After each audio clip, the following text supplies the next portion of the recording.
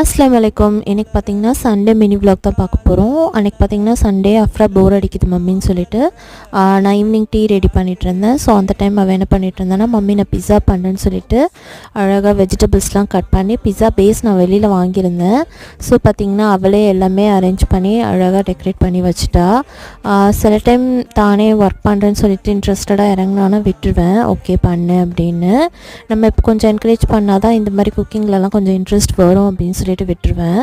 அப்புறம் டீ போட்டு எல்லாம் குடிச்சிட்டு பிஸா பேக் பண்ணி எடுத்தாச்சு. மற்ற ஹெல்ப்லாம் நான் அவளுக்கு பண்ணேன். பார்த்திங்கன்னா மேலே மயோஸ்லாம் போட்டு சூப்பராக பண்ணியிருந்தா.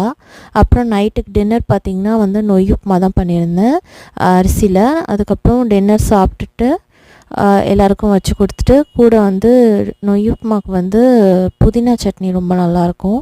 ஸோ புதினா சட்னி வச்சு நைட் டின்னர் முடிச்சாச்சு. ஸோ சண்டே பார்த்திங்கன்னா நைட் இப்படி தான் போச்சு.